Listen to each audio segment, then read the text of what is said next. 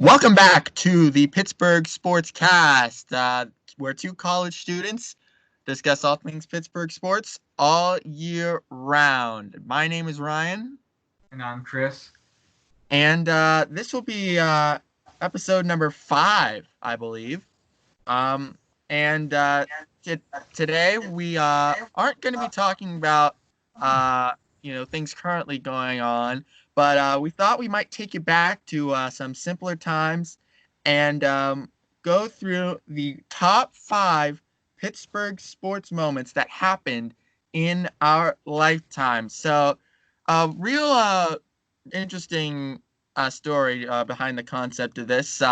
We originally went into this doing we're going to do an individual top 10 list of our own favorite Pittsburgh sports moments because we figured we probably had different tastes and different emotions, and everything meant different to us, but we found out that our top 5 was mostly the same, and it was in that 6 through 10 range that we were different. So we decided that together we'd have a top 5 that we were going to go over, and then Chris and I are going to go through some honorable mentions that we each thought were important for various reasons. So with that, let us get started. I have quite a few honorable mentions too, as does Chris, but I thought I would just start out with my first honorable mention. So, setting the stage, this is the 2008 Stanley Cup Final. This is just the third year in the league of Sidney Crosby, the second year of Evgeny Malkin. Of course, his rookie year, I think we won 18 games. And the year after that, we managed to make the playoffs, only to get bounced in 5 by the Ottawa Senators. But 2008 came along, and we kind of surprised the league a bit. We won the Atlantic Division. Uh, we went through the team that beat us, the Ottawa Senators. Then we beat the New York Rangers in 5 games, thanks to Marian Hosta overtime goal. That's not the honorable mention here. We then beat the Philadelphia Flyers in the Eastern Conference Final, and it all came down to the Stanley Cup Final against the Detroit Red Wings. And so uh, it was really, really an unfortunate series. We were down 3 games to 1, but Game 5 happened. And the reason that this makes my list of honorable mention is simply because it holds a very key place in my mind because my dad and I actually went to the old Civic Arena, watched the game on the Jumbotron with about 10 to 12,000 other people. The game was in Detroit, so we were able to do that. And I just remember, I think it was at that point the latest I had ever stayed up for a game. It was getting towards the end of regulation. The Penguins were down. But of all people, Max Talbot pokes it in with less than a minute to go and ties it, keeps the season alive. And I just remember the explosion in the arena when the puck went in. I've not been to many playoff games and championship moments, unfortunately, but this would have to be the next best thing because the eruption and the emotion that was exploding all around me is probably the loudest I've ever felt a sporting facility or a stadium ever be. Um, Unfortunately, although we did win the game in triple overtime, Peter Sikora actually called that he was going to score, and then he did it. Unfortunately, the series came back to the Igloo, and we lost the next game. But I think it really set the stage for the following year, which we'll get more into later. But that's my first honorable mention. Chris, what about your first honorable mention? Well, two things off of yours. Just for people who may not have realized, the Atlantic Division back then is not the same Atlantic Division that it is today. Because of conference realignment and things like that. Oh yeah. So the Atlantic that you see in like the modern 2020 NHL did not exist back then. So there were different teams, and the entire playoff system was different. Also, if you're younger, you may not know this, but Detroit was once in the Western Conference, so that's why we met in the Stanley Cup. If you're confused as to why That is why Detroit was once in the West before conference realignment, where they got brought over to the East. So that's just some bookkeeping notes, so people don't realize that. Yep. Thanks for Um, clarifying that, Chris. yep. Now, my first honorable mention is Detroit Palomalu's sack against the Baltimore Ravens on Sunday Night Football. I think that's just an iconic moment. I think it spoke to Troy Polamalu's greatness, because there's no question he is great. He's the first ballot Hall of Famer, one of the best, probably the best field safety of all time.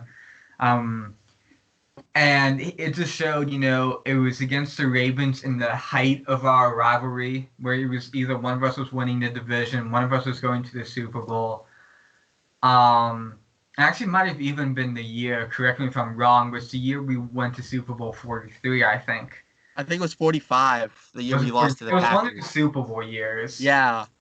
That he made that play where Baltimore was trying to get the division, we were trying to get the division. It was Sunday Night Football. Everyone was watching. It was a highly competitive game, and Baltimore had the lead, and they had the ball late in the fourth. And Troy just kind of came on a blitz. No one saw him, and strip sacked Flacco. Where then Lamar Woodley picked it up and ran it in for a touchdown, and the Steelers ultimately won that game. When, as we kind of stated before, went to the Super Bowl, ultimately lost against the Green Bay Packers. But I think it was just a pivotal moment in the Super Bowl run season where the country watched, and it was just Troy Polamalu being Troy Polamalu. I think it's a great honorable mention. Oh, yeah. All right. So now going to my second honorable mention. It's a bit more recent. This is 2015.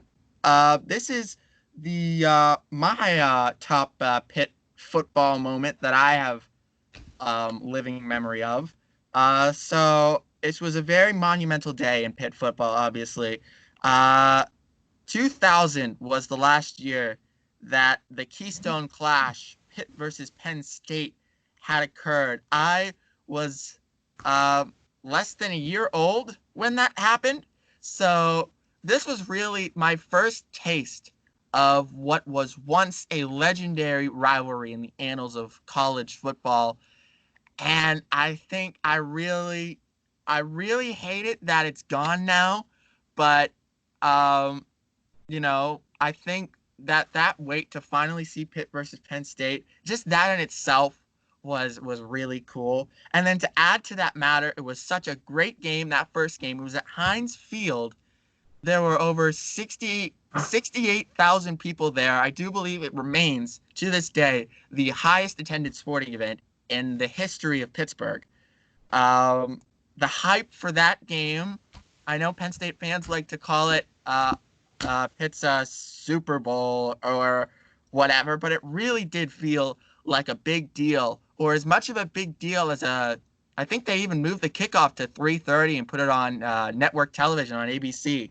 So they really had a lot of national hype, and for Pitt football in recent years to have a game of that national following was incredible. And then, of course, the famous scoreline at the end of the game, 40-39. Pitt came out on top and shut down all of the Penn State haters. And that was just so amazing because they spent 15 years talking about how it wasn't a rivalry because they would destroy us.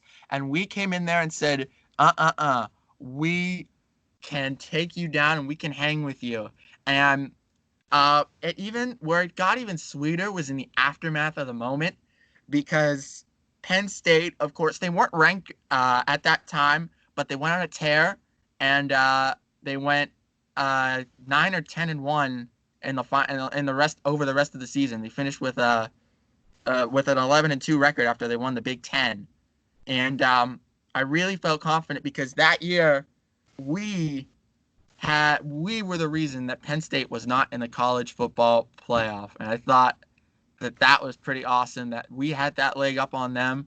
Unfortunately, the next 3 games weren't as well for us. 2016 and 17 weren't really close, and then the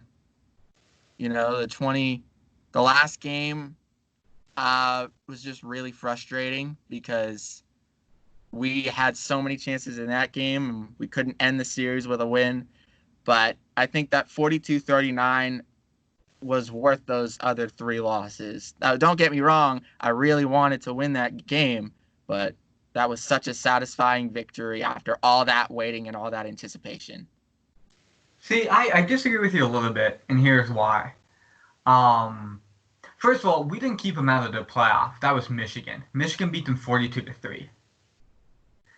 Even if I know Penn State went on to win the Big Ten and whatnot, but the committee was not going to let a team that lost 42-3 in the playoff. And they've shown a history of if you get blown out, you don't get in. You see Ohio State, and I think it was 2019, got blown up by Purdue, and I was blown up by Iowa. I think they were blown up by Iowa, and they weren't allowed in, and they went like 12-1 or something. But Iowa beat them, and they weren't allowed. And there's a couple other teams who got blown out late, and the committee wouldn't let them in. So I don't think Penn State would have gotten just because Michigan, annihilated them in this fashion that they did. And also, Pitt was favored. Like, if you look and Google it, like, Pitt was favored to win that game. Pitt had a good record. Pitt was almost ranked. They were, like, the first or second team that wasn't ranked. And it was at Heinz Field, so Pitt was favored. So it's hard for me, and I understand where you're coming from, but it's hard for me to sit there and say it's an honorable mention when we were favored and we won. And like I said, I think, in my opinion, Michigan's what kept them out, not us. Yeah, there's a whole debate you could have of if Penn State beats us and they still lose by that to Michigan, but they win the Big Ten. If you leave out a one-loss Big Ten champion, because remember that the team that got in ahead of them was Ohio Ohio State, State. a But team Ohio State had the head-to-head. Yes, exactly. And obviously, if Penn State had beat Michigan, no debate, they get in over Ohio State. Right. But I think if they beat Pitt, they probably do get in over Ohio State. Even though they did get crushed by Michigan, I think that the head-to-head victory over Ohio State and having the best record in the Big Ten, or having the best overall record of all teams in the Big Ten, I think that would have superseded Ohio State's resume. But that's a debate for another time. We could talk about that all day. We have a few more honorable mentions to get to, so let's go right on ahead. And then I just had the Willie Parker 75-yard touchdown run in Super Bowl 40. Is this a big play, a momentum swinger? At the time, it was the longest touchdown play by running back. Just switch momentum. Steelers won that game comfortably. Just there's an integral moment in a Super Bowl victory. Great. All right. My next honorable mention. This is another one that might be controversial, but it was in the middle of July. It was 2015. The Pirates were one of the two best teams in baseball at that time, and they were facing off against the nemesis for the Pirates during those 3 years, the St. Louis Cardinals, and it was really fun watching that game on Saturday. The Cardinals had taken the league. They had taken the lead, and the Pirates had to come back 3 times. They had to come back once in the 8th inning, and then once in the 10th inning, and then again in the 14th inning when Andrew McCutcheon won the walk-off home run. And if that wasn't enough, the very next night, Sunday Night Baseball. As Pirates fans, anytime the Pirates are on Sunday Night Baseball, it's always a treat to watch because you very rarely get to watch your team with that sort of national spotlight on you. One of the best games in the history of PNC Park. Cardinals go up by 2 runs in the extra innings. The Pirates, they come back and tie it, and then Gregory Polanco finishes it off with a walk-off single.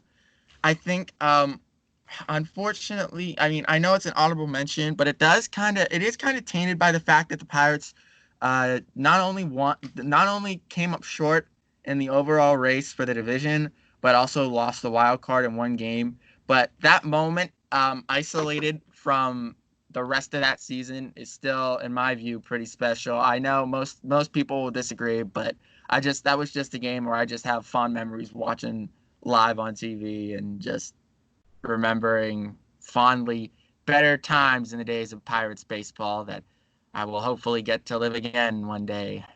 And That's not going to hopefully, happen. yeah, yeah, we could go into another rant right now, but I'm not feeling it, especially after the rant we had on Monday. I don't know. Like, I think you touched it. Like, how that season ended kind of ruins this moment for me. Yeah. Like, it's so special, but oh no, it's not because you still didn't get the division. Oh, and also then you lose the next game and don't even get to the playoffs. And now the team sucks. So it's Yeah. hard for me to get excited about that. Yeah, I just remember the excitement. Unfortunately, it was that roller coaster where you're at the top of the hill and then you spend the next however many months plummeting back down to earth.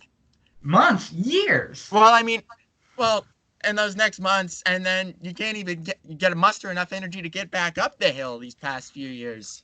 That's the point, because yeah. So that's my third honorable mention. Moving right along, Chris. Um, the Evgeny Malkin hat trick in the 2009 playoffs against the Carolina Hurricanes. Um, it was at home. Gino absolutely took that game over. We swept the Carolina Hurricanes on the way to winning our first Stanley Cup since 1992. Great memories. Crowd was electric. Yeah. Really great. You remember that wicked backhand goal from Yep. that tough angle that he roofed. Oh, that was Cam Ward didn't know what hit him. Like Cam. that, it was one of those. Like I think that moment in that series was like, okay, this is over. Yeah, Like that when Gino did that, it was like, okay, this Carolina can't compete. even Like they just don't have Carolina was the just like, power. what do you do? Yeah, like what do you do? All right. I have a couple more honorable mentions. This one I just put on, even though it's technically not Pittsburgh sports, I put it on because it's the only big moment that I was able to witness live in attendance. Um, Dustin Johnson winning the 2016 U.S. Open at Oakmont. I followed the group in front of him, which was the last group. The DJ was in the second to last group. Followed the last group up through the front nine. Although funny, I was able, because I was kind of jumping ahead of the pack during a particularly crowded hole. I was able to witness Dustin Johnson's infamous penalty on the sixth hole, and got to wonder what the conversation with the rules official was like there. But then on the back nine, I followed Dustin Johnson's group, got to witness his charge at the end to put the tournament away, even though he didn't even know what his score was, which is really interesting. It was a very, very unusual tournament. Um, Man, Oakmont is rough. Seeing the pros struggle the way they did was incredible. Like, the reason I was able to watch that live is because I was able to volunteer as a standard bearer. So if you see those guys out on the course, those kids that carry the score sign, showing what the players' scores are, uh, I was one of those for a couple of rounds. Unfortunately, I wasn't with any of the leaders, but um, really watching those people got me to really understand how difficult that course was. Uh, it took a seasoned golf pro about 3 shots to get out of the church pews. It was ridiculous. One guy hit a ball, it got stuck in the rough, and the rough at Oakmont is so high that it took them 10 people, including myself, and 5 minutes to find it in mere rough, not even the high hazard fescue. But just being able to witness such a moment like that live, that's just the only reason why I made it an honorable mention. Not Pittsburgh sports, but something I'll always have. Yeah. My moment is when Pitt, and this actually, unlike your moment, kept West Virginia from the championship because they're ranked number one in the country, and this is during the backyard brawl era where Pitt and West Virginia played every year in one of the most heated rivalry games. And West Virginia was number 1, undefeated, coming into the game. And Pitt upset them at their house or in their house, 13-9, keeping them from the BCS championship game. I think it was an electric moment. No one expected Pitt to upset the number 1 team in the country, but they were upset. And West Virginia has never even come close to getting back to that point, which makes me really happy because I hate West Virginia University with a passion. So I'm glad that they never got back. Yep. So that was the closest that they had ever come to a national championship, and for Pitt to be the ones to utterly deny them makes me happy.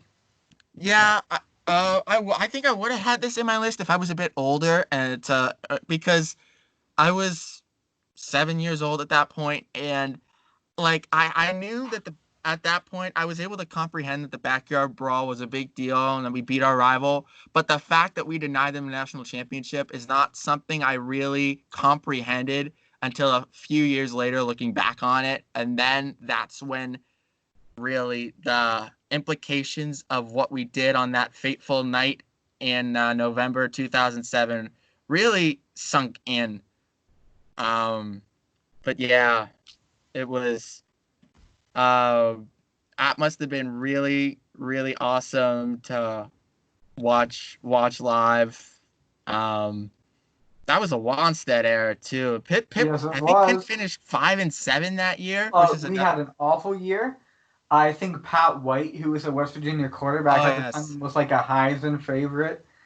Like I said, they're undefeated. They're number 1.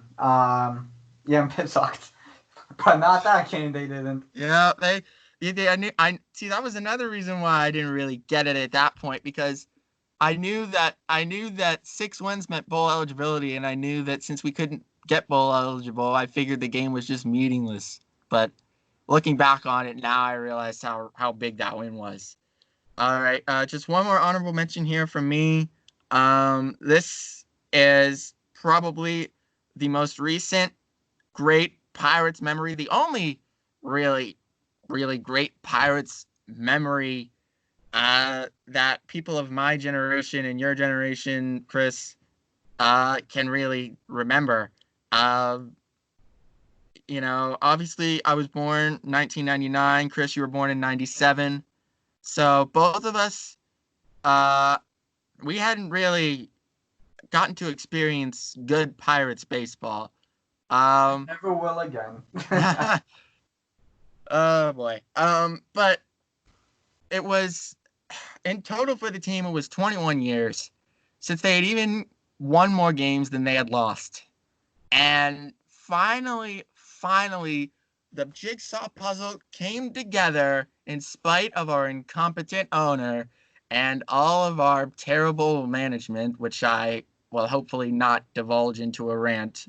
Bear with me here.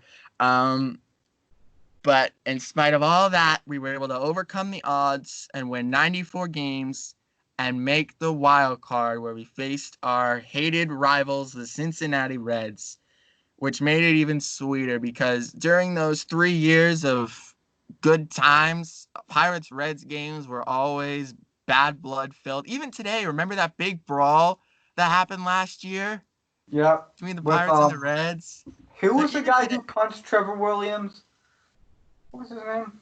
yeah, that was Amir Garrett. Amir Garrett. Yeah. Yeah, he just tried to fight the whole team. The whole Yeah, thing. good luck. So yeah, like that's a rivalry that, despite the Pirates sucking, um, continues through to today. And this was one of the big moments, obviously. So the Pirates had already gone up 1-0 thanks to a Marlon Byrd home run. Can't even get to you about how awesome Marlon Byrd is. He was only with the team for a month, but he's one of my favorite Pirates ever. He's just awesome. Um, so Marlon Byrd homers, and then Russell Martin comes up. And I think at that point, it was just the frustration and all that pent up anxiety and just emotion that Pirates fans had held on to for 21 years just exploded with that famous Cueto chant that miraculously was able to come out in unison because sports fans typically don't have the best rhythm, and most chants that end up being started end up just being a bunch of muffled gibberish that you can't understand. But it was completely recognizable what the fans were able to get out, the Cueto chant, and it was impromptu, not prompted by scoreboards or by anybody or any sort of artificial sound system, but it was this organic moment of pure, fandom. And it was just so poetic. The very next pitch after that chant started, of course, Russell Martin hits a home run. I completely skipped over when Cueto dropped the ball, which was hilarious. Right before that next pitch, Cueto and the Reds claimed that it wasn't because of the fans, but I hesitate to think that if you say the fans had no part in Cueto dropping the ball, there's no way. Oh You yeah. Well, even if they hypothetically he's right and they didn't, that only spurred them on. exactly. Because everyone watching that game, when Cueto drops the ball, thinks, oh, it's because of the crowd. Because the crowd was going ballistic, as he said. Um, and, when he drops the ball, it only feeds into the crowd because they think what they're doing is working, so they only get louder. It's like when in football you're playing a really difficult road game and a really important road game against a really good team. And then your offense begins to have false start penalties, right? Because then the crowd thinks, oh, they're having false start because they can't hear the cadence because we're so loud. Let's get louder. And then the more false starts you have, the louder the noise gets, right? Because now the crowd believes that they're impacting the game. And when the crowd believes they're impacting, you know they're going 110, 120% because they know they can, influence how this game goes. And it's the same concept. And then I don't think I ever heard PNC so loud Yeah. when Martin hits the home run. And then you think now, even before, if you didn't think the crowd had an influence, now you do because not only does he drop the ball, they pick the channel up again, and then he hits a home run. On the And it's next like, pitch. okay. Yeah, on the next pitch. And then the crowd thinks, oh, we're in this dude's head for sure. Yep. At that point, that was when I knew there was no way the Pirates were going to lose that game. It was it's probably the only moment of that 3-year run where I can look back on it and smile and just remember it for what it is, because that moment where I talked about before of that double comeback in 15 and there were plenty of good moments such as that one through those 3 years, but aside from that Cueto moment, that moment in the playoffs, every other time you look back on it, you can't help but shed a tear because you look at what this team is now and you can't help but break down and cry. But that moment, you can just look at it and you can just smile and just, at least we had that. That was incredible. Of course, I wasn't able to attend it, unfortunately, but several sports writers who were there and several fans who were there have said that they had been to Super Bowls, AFC championships at Heinz Field, college football atmospheres, Penguins Stanley Cup finals, and they said that despite being there for all of those, never had they felt such a vibrant and such an electric atmosphere than that stadium at that game in that moment. And I just, man, sucks that the Pirates are bad again. Oh well. You're so depressed now. Yeah, I know. Oh man. But so those are our honorable mentions. Now it's time to get into what we personally feel to believe are the top 5 moments in Pittsburgh sports in the years that we have been around to witness them as they happened. So Chris, why don't you take it away with number 5? Okay, number 5 will be Troy Polamalu's interception in the AFC Championship game that he returned for a touchdown against the Baltimore Ravens in our Super Bowl 43 run. Despite what people say about the Pirates in that crowd, I think this was the loudest crowd in Pittsburgh history. Because it went from 0 to 100 so fast. I mean, if you watch the replay of that game, of that play, the Steelers are loud. I mean, the crowd's loud trying to affect it, and then they go silent as the play develops. And then when Polamalu picks him, then the crowd just, and it's a roar that if you just listen to it for the roar, will send chills down your spine. I mean, it is unbelievable. And then he returns it. Again, Polamalu, as we mentioned earlier, the greatest safety in Pittsburgh Steelers history. There's another moment what made him great. Right when we needed the play, when Baltimore was trying to get back into the game, trying to get to the Super Bowl and the championship game at Heinz Field, Polamalu denies him and returns it to put the final dagger in the heart of the Baltimore Ravens, who we had played now 3 times in that season. We had beat them 3 times to let them know whose division it was, because it was ours. And not only was the division ours, the league was ours, because as stated earlier, we won the Super Bowl that year. And I think it's just a wonderful moment because that Ravens team, had Ray Lewis, Ed Reed, Joe Flacco, Ray Rice before he got himself kicked out the league. It's just a great game. A phenomenal, one of the greatest moments. Obviously, not even in our lifetime. I think this in Pittsburgh sports lifetime. Definitely. It was huge. And greatest moment in Heinz Field history. Yeah, and then he made that other play, if you remember, early in the game where they had a 4th and 1 and they were going for a QB sneak.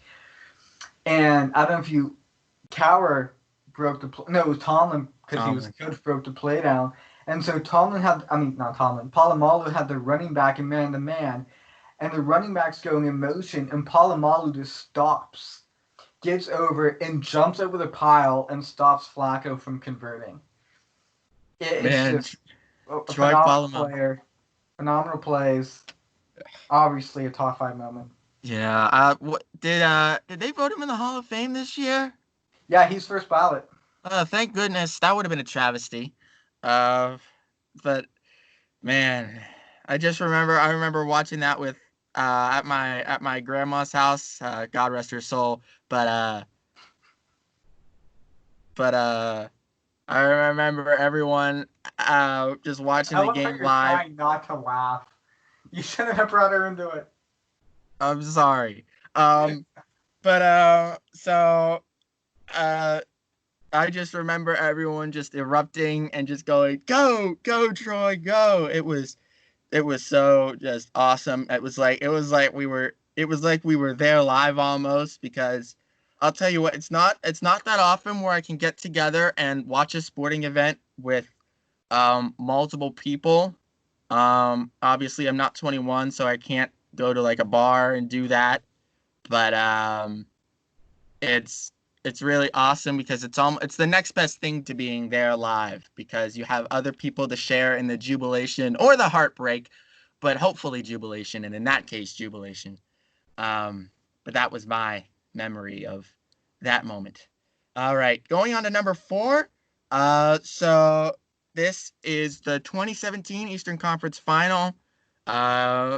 It was a hard-fought battle against the Ottawa Senators. I do believe this was a series where we made our goalie change. Is that correct? From Fleury. So Fleury from Fleury to Murray. Fleury to Murray. So that was really cool. Unfortunately, that means this is the series in which Fleury played his last moments as a Pittsburgh Penguin. So it was all tight towards the end. The Penguins took the lead a few times, but the Senators came back, tied the game.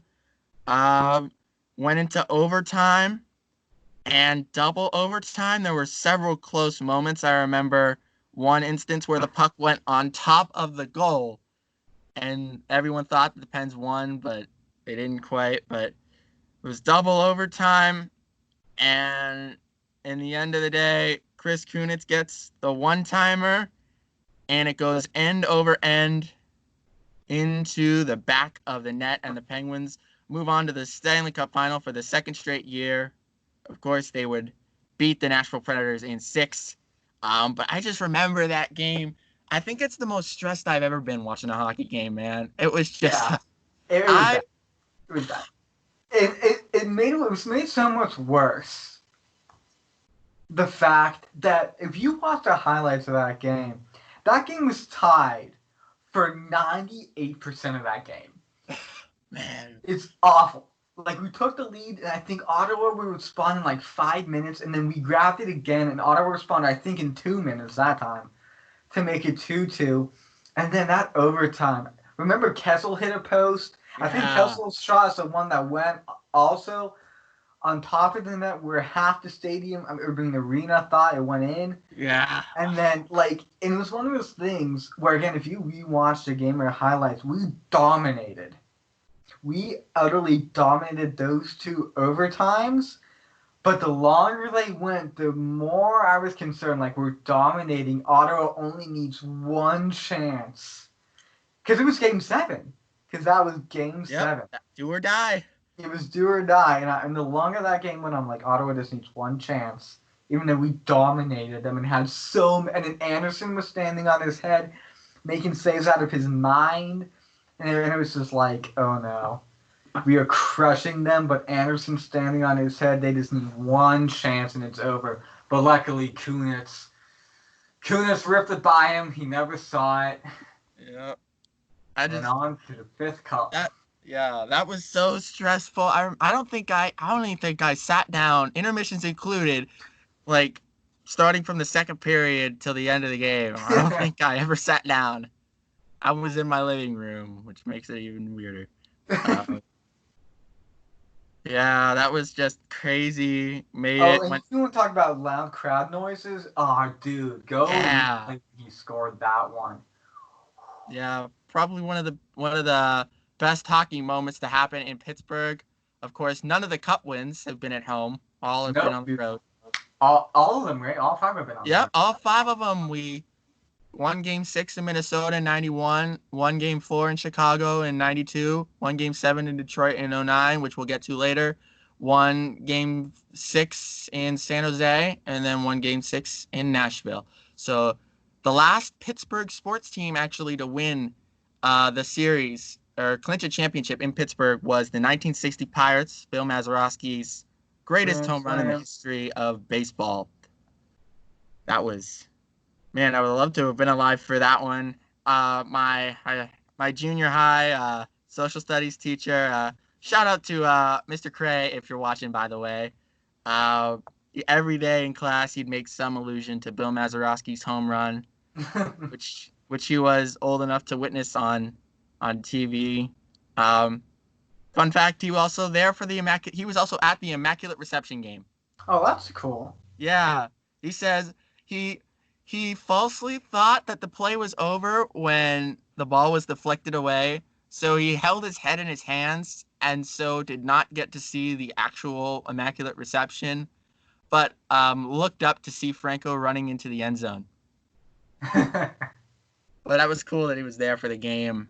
So that was number 4. What a great moment in Penguins history and Pittsburgh sports history. So why don't we get down to number 3? James Harrison's pick 6 in Super Bowl 43. Yes. I think, again, we're talking about my momentum swings. I think this was another one. Because Arizona was going for a touchdown at the end of the half. And, that's what a 14-point swing, because if they score a touchdown, they get, that's 7 points. But Harrison picks it off, and not only does he pick it off, he runs like 102 yards. I think it was 105, actually. 100 on the nose. What, 100 on the nose? Yeah. 100 yards all the way back, and then He gets there. Though, if we watched that play too, there should have been about blocking the back, but the refs didn't call it. I forget who it was, but someone comes in late and just nails the dude who was chasing him from behind. But, and the refs just didn't call it.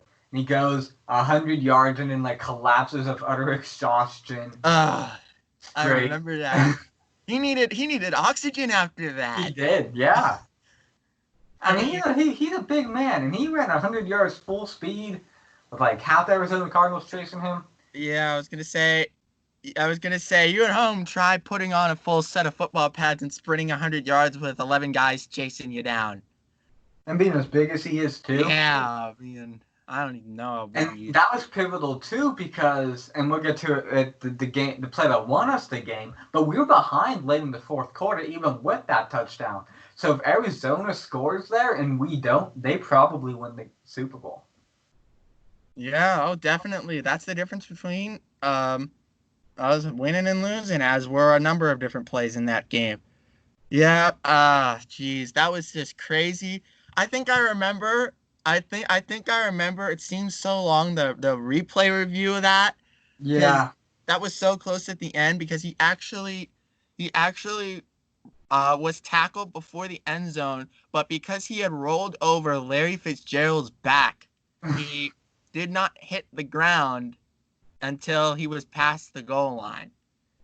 So I remember thinking the refs were gonna screw us over somehow by like overturning the call because it was the very end of the half. So if they had ruled him down at the 1, we wouldn't have got to run another play. No, because time had run out. Yeah, it was the end. That was halftime. If he doesn't, because that ended the first half. Yes, it did. That was how pivotal that was because if the Cardinals score, then there's no way for us to come back. Because I don't remember who got the ball first in the second half, but it might have been Arizona. Forget. Could have been Pittsburgh. I don't know. But that was such a pivotal moment. One of the greatest moments in the history of Pittsburgh sports, and yeah, it was crazy. Not much more to be said about that because this is one of, spoiler alert, 2 plays from this game that are on our list. So with that, we can move on to the second best moment in our lifetimes in Pittsburgh sports history. This is another Penguins moment. This is traveling a bit back in time. It's 11 years. 2009. Of course, the Penguins, as I had already stated in one of my honorable mentions, had been to the Stanley Cup final and lost to the Detroit Red Wings, who were then members of the Western Conference.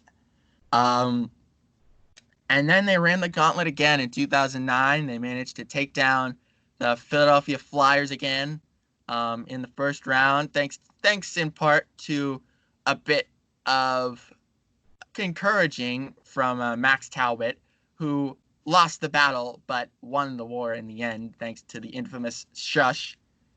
So we won that in 6 in Philly. And then, of course, as is traditional with Penguins Cup runs, it seems, we faced the Washington Capitals in the second round and fell back 2-0, but came back and won 4 the next 5, won the series in 7. That was the first of 3 first of 4, I guess now, Crosby-Ovi playoff matchups. And then as Chris went over before, that series against Carolina where we utterly decimated the Hurricanes, rode about a town in 4, swept them. They didn't stand a chance in pretty much any of the games. It was not even close. Then we get to the final. Fall down 2-0 again against Detroit. Come into Pittsburgh, win those games, lose 5-0 on the road in Detroit, eke out a 2-1 victory at home, and as Mike Lang said, met for all the marbles in Joe Louis Arena, a year after the Red Wings had dashed our hopes at a cup It was now time for us to take revenge. And who but the unsung hero of Max Talbot, of all people. I know he was the hero a year ago in that game 5, but he with came out with a brace in game 7, 2 goals in the second period. That second goal was a nice little snipe over Osgood's glove with the 2-on-1. I remember that. But that's all leading up to this final moment. Detroit pulls one back with about 6 minutes to go in the third period. And those last 6 minutes, again, talk about stressful moments to watch as a hockey fan, where Detroit was just pounding and pounding on us. And it was just a matter of bending but not breaking, because Detroit was not going to give up. Their season had all come down to this. Their chance at back-to-back cups, which not many teams get to do, had all come down to those final few minutes and trying to break through. But the Penguins had almost gotten the job done. 6.5 seconds left, if I remember correctly. It was so weird because the puck had actually got frozen in the corner before the face-off. They blew it dead, and that almost never happens anymore. That was a relic of the 90s. Nowadays, they just tell you to fight for it in there. But they actually stopped play because I guess they wanted a definitive conclusion.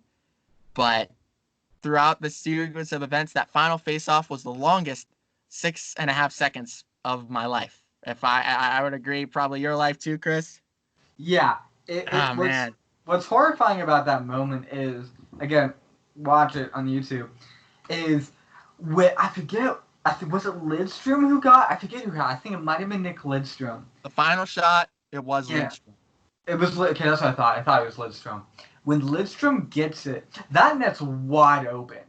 Like, I don't know if he, didn't get a good grip. I mean, not grip, but, good control and wanted to settle it down or what. But when he initially got it, it was a wide open net. He just had to snipe it. And then as he sees, and I think as he shoots it, the net's still fairly open. Then you just see Fleury dive out of nowhere. Oh, and he got there. I remember jumping up and down in my living room. I was 12, maybe 13. Just screaming, running around. Yeah, man. That was me too.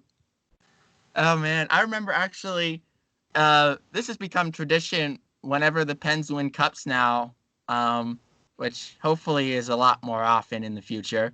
But whenever it comes down to when we think it's going to happen, we always turn on the stereo that we still have, turn it on to the Pens radio network so we can hear Mike Lang's call.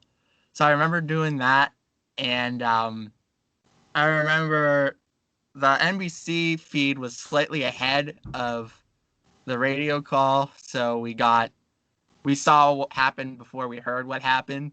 But I remember watching that moment, and I remember my heart just kind of sitting there in my chest. It was like my heart stopped for that moment where Lidstrom fired it at the goal, and then you see Fleury make that save, and then first it was this sigh of relief, and then the jubilation. Finally, we had done it. For first time in my life, I was able to see the Penguins win a Stanley Cup. I know my dad had been waiting for 17 years. 1992 was the last time he saw a cup winner. It was so awesome to get it done against the same team that had taken us down in the Stanley Cup final a year prior. And I think another awesome feeling was that sort of ha to Marian Hossa, who famously ditched Pittsburgh for Detroit because he thought that was his best chance to win a cup. Little did he know, however, that he would eat his own words. That was just such a great moment. Number 2 on our list, so obviously that would leave you, but number 1 is. But any final moments before we get to number 1, Chris? No, you mentioned Talbot 2 goals. I think we've hit everything. Yeah, man. All right. So it's all come down. It's all come down to this. Of course, you probably already know where we're headed. Um, Number one, continuing off of where we left off in number three. I think we had a what was it, a 13-point lead or something like that? Maybe it was only a 10-point lead. No, I think it was a 13-point lead. I don't Maybe it know. I was. know we blew it though. Yeah, Larry Fitzgerald though was on fire for that second half, man. I forget who he mossed, but he mossed somebody Probably to Ike get Taylor, right? Ike Taylor. He mossed Ike Taylor to get him within the score. That would have been remembered as one of the great catches ever if not for what happened after. But then I just I just remember watching it with the same people I'd watched the Palomalu Big Six with, all my family at my grandma's. Um, I just remember the words that came out of everybody's mouth when Larry Fitzgerald cut across the middle, evaded Troy Polamalu and our entire secondary for what we thought was the losing score. Uh, it was just, yeah, it was rough. It was either dead silence or a brief utterance of some profane language that I can't repeat on the air.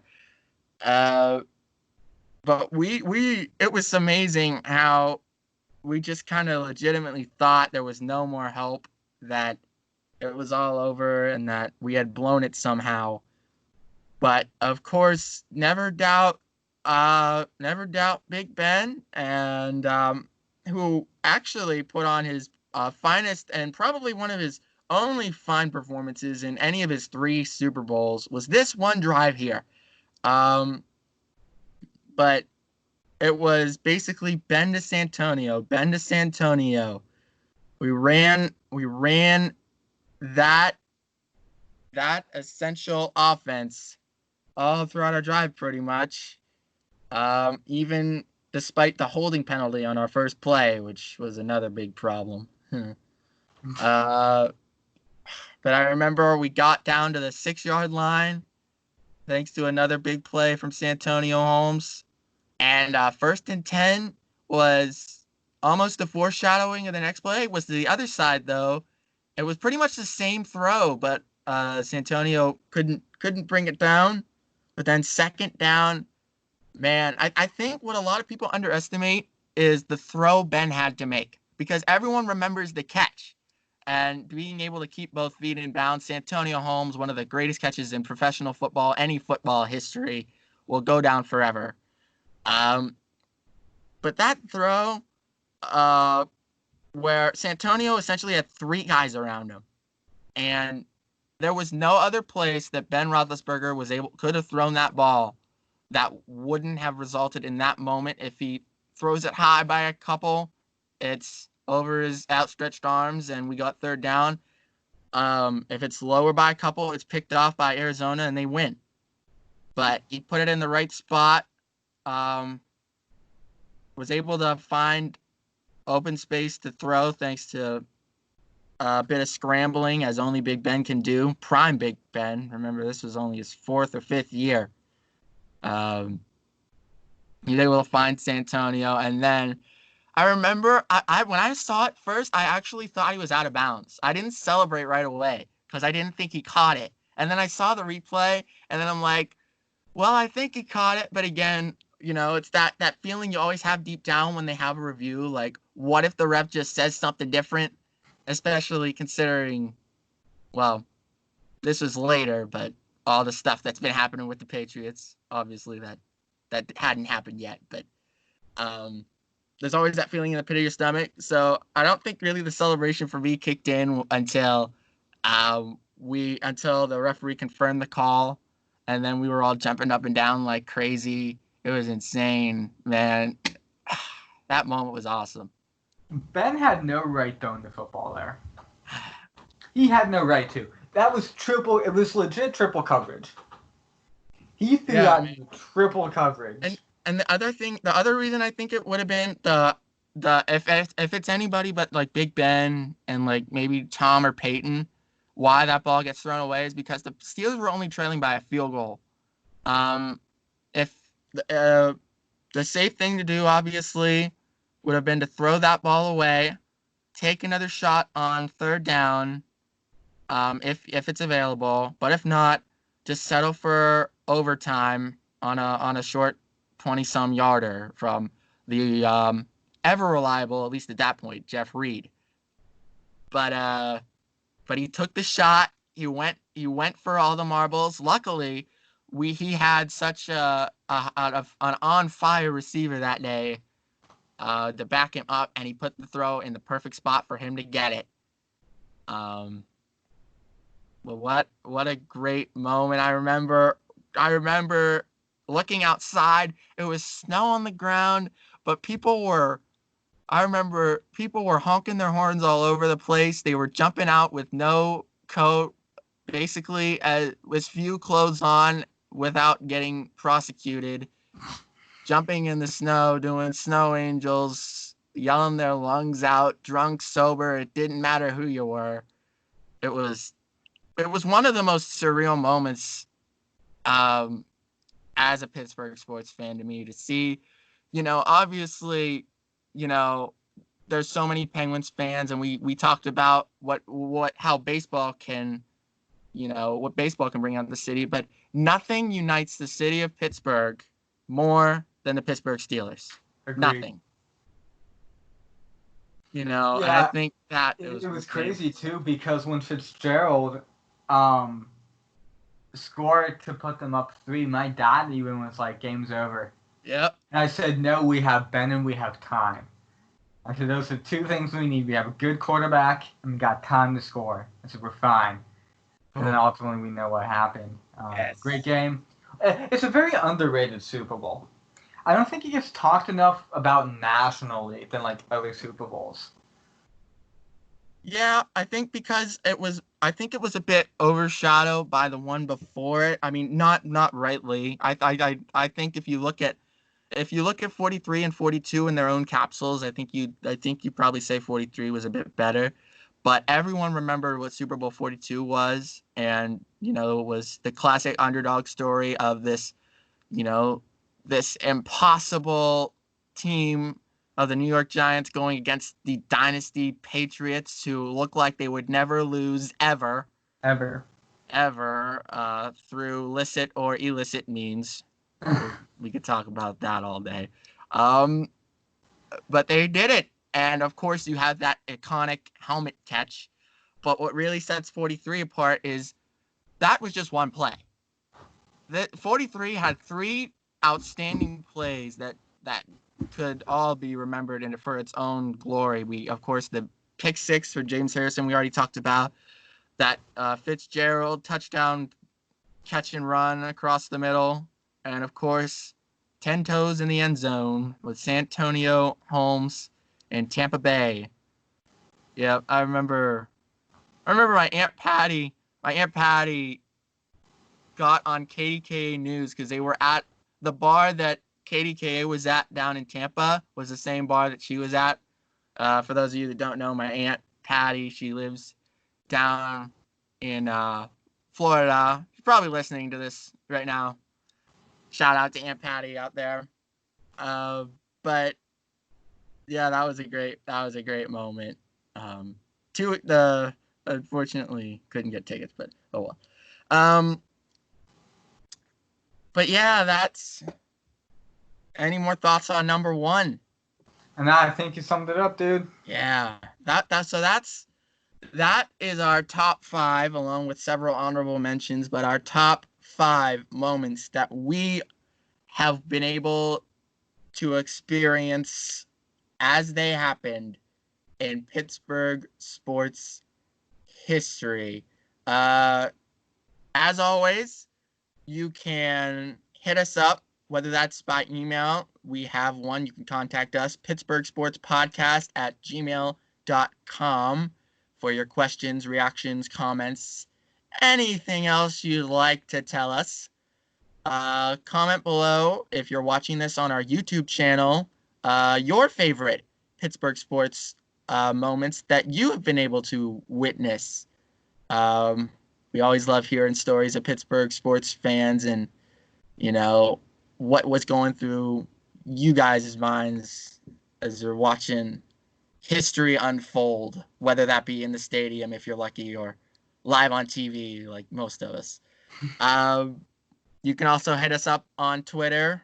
You can find us at PGH Sportscast. I think that covers all bases for social media as of right now. But Chris, any final remarks? I don't have anything to you.